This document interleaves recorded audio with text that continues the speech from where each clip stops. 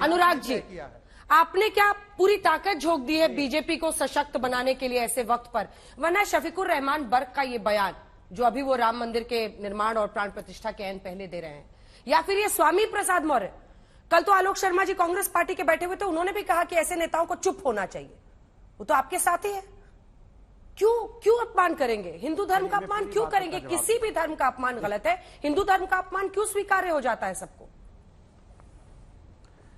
किसी को स्वीकार नहीं होता, ना कोई ऐसे जो शब्द इस्तेमाल करते हैं निकाल रहे हैं क्या उनको पार्टी से? हम लोग भी खड़े नहीं होते। सुनिए मेरी बात, अब मैं बोल लूं तब आप बोल लीजिएगा, मैं पूरा जवाब तो दे लूं।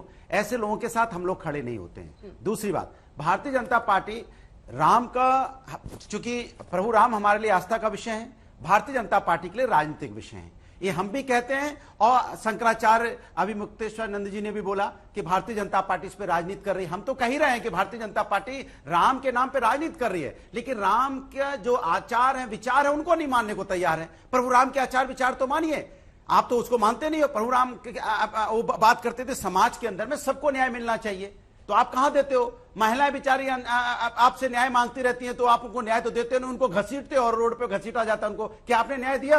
किसान जब न्याय मांगता है तो आप क्या, किसान तो प्रभु राम के ही बच्चे हैं, क्या आपने उनके साथ न्याय किया? उनको 1 साल धरने में बैठना पड़ता है, उनके रास्ते में कील काटी बिछाते हो और फिर उनके साथ उनके साथ तो आप न्याय कर नहीं पाते। आप बताइए कि आपने किन के साथ न्याय किया? ना महिलाओं के साथ न्याय करते हो, ना किसान के साथ न्याय करते हो, ना बेरोजगार लोग हमारे परेशान उनके साथ, युवाओं के साथ न्याय नहीं करते हो। महंगाई कितनी बेजोड़ है, उस पर न्याय नहीं। अब न्याय की बात करते कहां? आप भगवान के नाम पर राजनीति करना चाहते हो। आपसे मेरा सीधा सा सवाल है, आप ये भी बता दीजिएगा कि देखिए प्रभु राम बुलाएंगे तो सब जाएंगे, लेकिन भारतीय जनता पार्टी ठेकेदार ना बने। प्रभु राम की भारतीय जनता पार्टी ठेकेदार नहीं हो सकती। प्रभु राम कण कण में हैं, प्रभु राम सबके हैं। और आप ये भी बता दीजिए लगे हाथ कि आपने राष्ट्रपति जी को बुलाया है, क्या आपने उपराष्ट्रपति जी को बुलाया है, क्या न्योता दिया है, क्या वो आएंगे? क्योंकि हिंदुस्तान के राष्ट्रपति हैं, हिंदुस्तान की हैं वो, और हिंदुस्तान के राष्ट्रपति को सभी चाहेंगे कि वो आए वहां पे। तो आपसे ये भी सवाल रहेगा कि आप बता दीजिएगा। दूसरी बात, आपने कहा हमारे संजय निषाद आपके एक मंत्री हैं, आपके पार्टी में आपके अलायंस है, यहां मंत्री हैं, उन्होंने कहा था प्रभु राम दशरथ के बेटे नहीं है। इतना बड़ा अपमान किया, क्या आपने उनको मंत्री नहीं बनाया? आज तक वो आपके यहां मंत्री हैं आपके साथ। क्या एक एमपी पार्लियामेंट में खड़ा होके प्रभु राम के बारे में उल्टा सीधा बोल रहा था, उसके बाद उसको अपने दल में ले लिया, अपने दल में लेने के बाद उसके बेटे को आपने मंत्री बना दिया? क्या आपने क्यों किया? प्रभु राम का अपमान करने वालों को आप दल में ले लेंगे, वो मंत्री बना देंगे, और प्रभु राम का अपमान करेगा वो मंत्री बना रहेगा। ये आपका चाल चरित्र चेहरा है। प्रभु राम के नाम पे राजनीति मत कीजिए। प्रभु राम सब देख रहे हैं, और प्रभु राम ये भी देख रहे हैं 2024 में ये जो अन्याय करने वाले लोग हैं, जो पार्लियामेंट के अंदर अन्याय कर रहे हैं, संविधान को नहीं चलने दे रहे, संविधान का अपमान कर रहे हैं, लोकतंत्र का अपमान कर रहे हैं। और प्रभु राम ये नहीं देखते क्या कि संविधान पे बैठे हुए व्यक्ति, जब संविधान, हिंदुस्तान का संविधान पे कोई व्यक्ति बैठा होता है, हाँ, तो किसी जाति धर्म का नहीं होता। उपराष्ट्रपति ये जवाब मैं अरविंद जी से और शहजाद जी दोनों से लूंगी, लेकिन एक बार अनुराग जी को मेरे साथ दिखा दीजिए। जब किसान के बेटे, जब किसान परेशान थे तब तो नहीं बोले, जब जाट की बेटियां परेशान थी तब तो नहीं बोले। 140 संसदों को आपने पार्लियामेंट से निलंबन किया, आपने की आवाज को रोका है, और 140 संसदों को जो आपने आवाज को रोका है, लोकतंत्र का अपमान किया है, देश की आवाज जब दबाई है। आवाज जा रही है?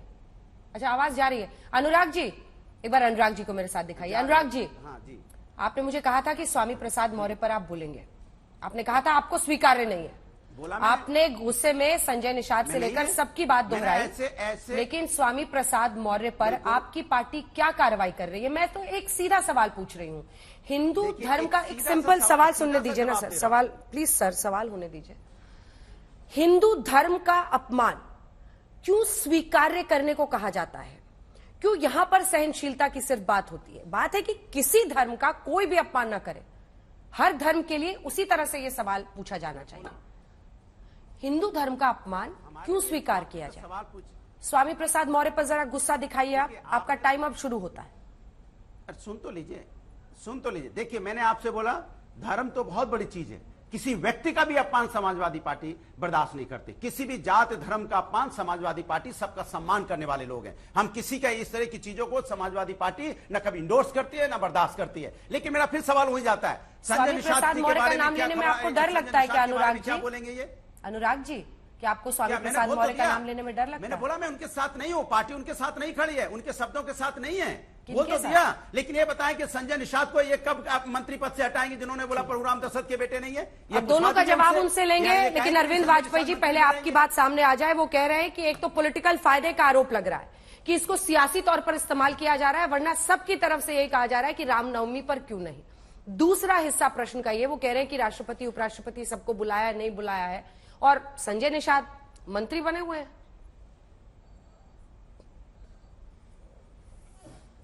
देखिए, पहले तो एक बात बड़ी क्लियर हो जाए कि ये कोई सरकारी फंक्शन नहीं है। भारत सरकार का ना कोई फंक्शन है, ना पीएमओ का कोई फंक्शन है। ये फंक्शन जो कर रहे हैं, प्राण प्रतिष्ठा का प्रोग्राम जो है, ये ट्रस्ट द्वारा ऑर्गेनाइज किया जा रहा है, नंबर 1। और वो ट्रस्ट सुप्रीम कोर्ट के ऑर्डर से बनी है। तो वो ट्रस्ट वाले किसको बुलाएंगे किसको नहीं बुलाएंगे, ये उनका प्रेरोगेटिव है। देखिए, सवाल ये है कि अनुराग जी अभी बड़ी भारी राम जी के बारे में बातें कर रहे थे, बड़ी आस्था दिखा रहे थे। इनके बुजुर्गों ने तो राम भक्तों पे गोलियां चलवाई थी, तो इनका नफरत होना स्वाभाविक है।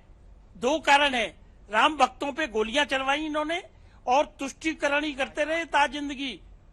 अगर ये राम मंदिर की बात करेंगे तो इनका वोट बैंक तो भाग जाएगा ना, ये भी इनको ध्यान रखना है। लेकिन इसके साथ साथ इनकी एक और विडंबना है, जो इनकी डिम्पल भाभी है वो प्रायश्चित भी करना चाहती है। इसीलिए कल उनका स्टेटमेंट आया कि हम लोग तो जाएंगे जी, उनके ससुर साहब ने जो गोलियां चलवाई थी उसको प्रायश्चित भी तो करना है ना उनको, इसलिए वो बात कर रही है। अब तीसरी बात पे आई है, ये कांग्रेस वाले। अनुराग जी बीच में नहीं, मैं जवाब ले लूंगी आपसे। आप पर हमला में जवाब ले लूंगी, अपनी बारी का इंतजार करें। एक सेकंड ठीक है, मैं आ रही हूँ, वापस आ रही हूँ। नहीं, कोई हमला नहीं, हम तो फैक्ट बता रहे हैं, हमला नहीं कर रहे, फैक्ट बता। हम ये कह रहे हैं, अखिलेश प्रताप सिंह जी बैठे हैं कपिल सिब्बल सुप्रीम कोर्ट में। I was inside the court. उन्होंने क्या सुप्रीम कोर्ट के जजेस को कहा था कि सर इसको मत सुनिएगा, don't allow argument on this case, इसको चुनाव के बाद करिए क्योंकि चुनाव पर प्रभाव करेगा। तो ये तो हमेशा अपोज करते हैं।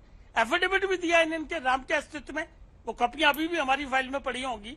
तो इन लोगों को, और ये वो नकली जनेऊ पहन लेते हैं कोर्ट पे, इनको यही पता नहीं है कि जनेऊ कहाँ पहना जाता है, कैसे पहना जाता है। और तीसरी बात, एनडीए गठबंधन में जितने अलायंस के लोग हैं वो हमेशा जाने अनजाने में या राजनीति करने के लिए सनातन धर्म पे प्रहार करते हैं। कहो तो नाम गिराऊं, प्रियांक खड़गे से लेके वो दयानिधि, फिर उसके बाद ये जो चीफ मिनिस्टर बने थे तेलंगाना के रेवंत रेड्डी, ये सब लोग जानबूझ हिंदू धर्म पे अपमान करते हैं, सनातन धर्म को गालियां देते हैं।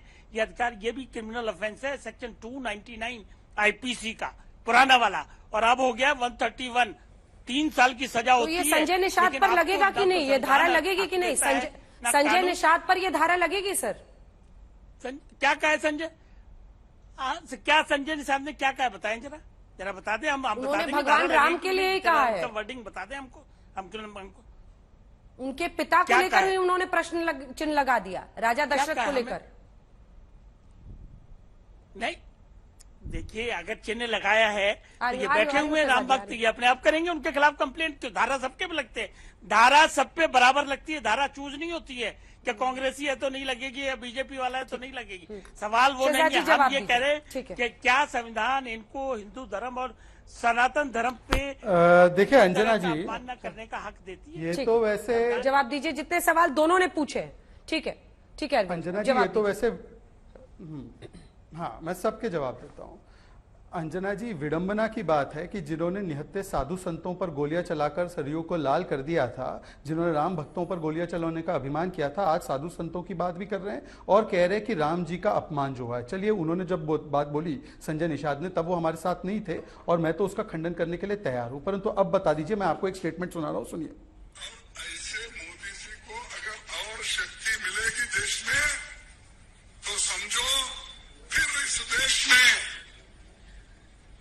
सनातन धर्म और आरएसएस की हुकूमत, सनातन धर्म और आरएसएस की हुकूमत आएगी, ये मल्लिकार्जुन खड़गे का कहना है। अब जिस प्रकार से मैंने साफ गोई से बोला है उसका खंडन कीजिए खड़गे जी का। दूसरी बात बताइए कि आपने राम जी के विचार को लेकर बातें की, रामचरितमानस को जिस प्रकार से लगातार गाली देने का काम स्वामी प्रसाद मौर्य ने किया है और उसके बाद उसकी पदोन्नति हुई, उसको प्रमोशन दिया गया, जिस प्रकार से आरजेडी ने लेकर बाकी इनके सहयोगी दलों ने लगातार हिंदू और सनातन पर अपमानजनक टिप्पणियां की, और बाकी तो छोड़ दीजिए, आज तो राम राज्य मतलब क्या, पूरा भारतवर्ष भारतवर्ष को उत्तर और दक्षिण में बांटने के लिए दयानिधि मारन ने जो बोला है उत्तर प्रदेश बिहार के लोगों के लिए, भाई एक शब्द तो बोलता अनुराग भाई, आप दूसरों के सहयोगियों को क्या करना है वो तो बता देते हैं, अपने सहयोगी पे तो एक बात नहीं बता पाते हैं। और देखिए इन्होंने क्योंकि काम काम काम ये बार बार मेरी सरकार की उपलब्धियां पूछ रहे हैं, मैं आपको किसान का, आपने क्योंकि बोला है किसान का ही सुना देता हूं। 2008 में स्वामीनाथन कमीशन रिपोर्ट आई, 2014 तक लागू नहीं हुई, हमने लागू किया। आपने राइस और वीट पर यूपीए 1 के जमाने में 2.5 लाख करोड़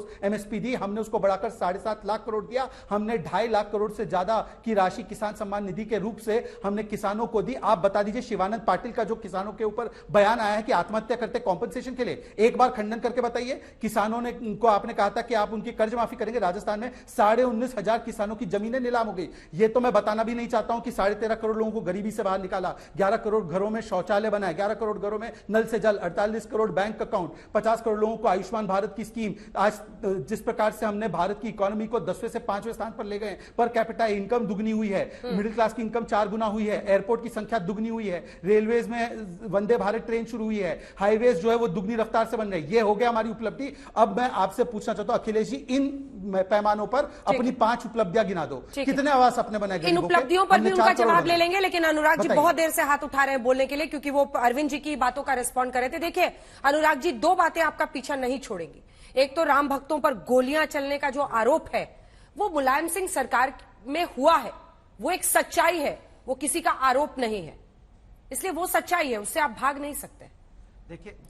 देखिए भारतीय जनता पार्टी की अंजना जी उपलब्धि पता है क्या? भारतीय जनता पार्टी में 10 साल की उपलब्धि है दूसरों की बुराई निकालना, ये इनकी बहुत बड़ी उपलब्धि है। बस दूसरों पे उंगली उठाते रहेंगे। अरे जनता ने आपको सत्ता दी थी कि आप जनता के बारे में कुछ करेंगे, जनता की बात करेंगे, जनता को न्याय देंगे, जनता की उन्नति करवाएंगे। नहीं, वो क्या करता है, उसने क्या किया, उसने 1990 में क्या किया, उसने 2000 में क्या किया, उसने 2010 में क्या किया। अरे 2014 में सत्ता ने, अनुराग जी आपका कोई एआई वर्जन अच्छा होता तो जनता आपको सत्ता क्यों देगी? आपको सत्ता दिया था कि आप क्या आएंगे, किसान की इनकम दोगुनी कर दी, यही तो आपने बोला था। हम आएंगे, डीजल पेट्रोल एकदम सस्ता हो जाएगा, हम आएंगे, घर घर में रोजगार होगा, हम आएंगे, 24 घंटे बिजली मिलेगी, हम आएंगे, बुलेट ट्रेन चलेगी, हम आएंगे, इंफ्रास्ट्रक्चर डेवलप हो जाएगा, हम आएंगे, हम सबको यहाँ पे माने गैस सिलेंडर सस्ते हो जाएंगे। क्या क्या नहीं बोला आपने, लेकिन आज ठीक उसकी उल्टी बातें करते हो आप कहते हो कि उसने पहले जो कांग्रेस की सरकार थी उसने कुछ नहीं किया। इसके मतलब आप अपनी नाकामी छुपा रहे हो। इसके मतलब आपने जो वादे किए थे पूरे नहीं किए। ना बुलेट ट्रेन चलाई है, ना ही 100 स्मार्ट सिटी बनाए आपने, ना ही यहाँ पे किसी को रोजगार मिला